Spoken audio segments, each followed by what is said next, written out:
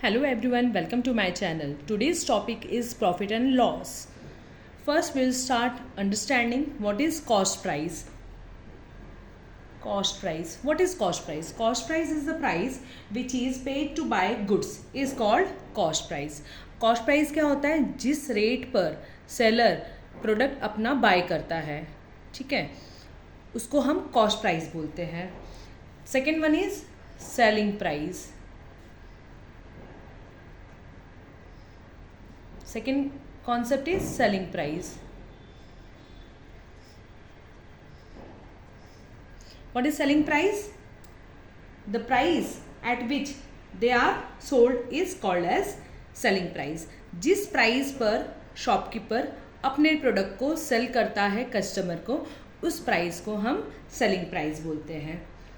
अब इस केस में शॉपकीपर को प्रॉफिट भी हो सकता है, लॉस भी हो सकता है. The next concept is profit or loss. Profit or loss. At the time of buying the product, कुछ एक्स्ट्रा एक्सपेंसेस इंकर करना पड़ता है शॉपकीपर को, तो उसको हम ऐड कर लेते हैं कॉस्ट प्राइस में. Cost price includes the overhead charges which he paid while buying the goods. कोई भी प्रोडक्ट बाय करते समय शॉपकीपर को जो भी एक्स्ट्रा एक्सपेंसेस इंकर करना पड़ता है उसको बोलते हैं ओवरहेड चार्जेस. तो वो हम कॉस्ट प्राइस में इंक्लूड कर लेंगे. तो चलिए हम फॉर्मूला स्टार्ट करते हैं. फर्स्ट फॉर्मूला इज, किसी भी केस में किसी भी बाइंग एंड सेलिंग एक्टिविटी में दो चांसेस हैं. पहला, या तो उस प्रोसेस में प्रॉफिट होगा या तो उसमें लॉस होगा. तो वो कैसे पता चलेगा हमें? हम प्रॉफिट एंड लॉस का फॉर्मूला ट्राई करते हैं, अंडरस्टैंड करते हैं. पहला केस होता है जहां पर कॉस्ट प्राइस जो इंकर करता है seller while buying the product, cost price, उसमें वो कुछ अपना प्रॉफिट ऐड कर देता है. शॉपकीपर ने बाय किया प्रोडक्ट को कॉस्ट प्राइस पर, उसमें प्रॉफिट ऐड किया और सेल कर दिया, तो दैट इज सेलिंग प्राइस. ये पहला फॉर्मूला हो गया. हम अब इसी फॉर्मूले से हम प्रॉफिट का फॉर्मूला निकालते हैं. प्रॉफिट कैसे होता है? प्रॉफिट फाइंड आउट करने का क्या फॉर्मूला है? सेलिंग प्राइस, जो भी हमने सेलिंग प्राइस रखा है उसमें से कॉस्ट प्राइस माइनस कर दो, तो हमारा प्रॉफिट का फॉर्मूला आ गया.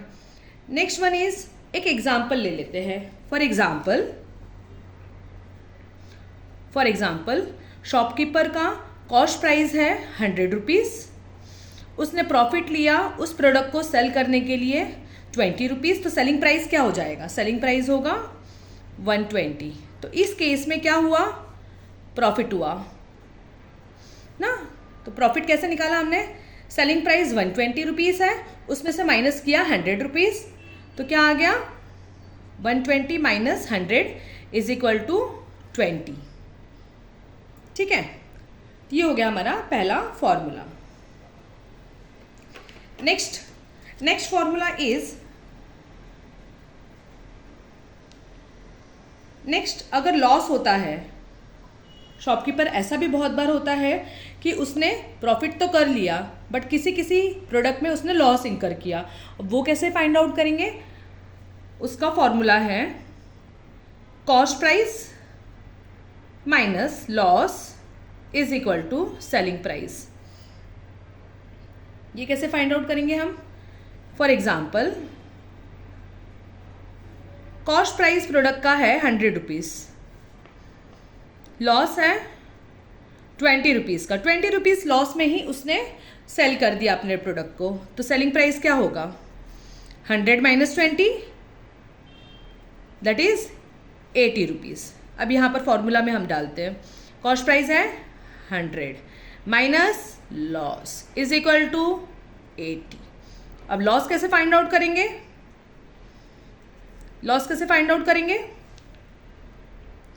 इसका फॉर्मूला है loss is equal to cost price minus selling price. कैसे करेंगे फाइंड आउट?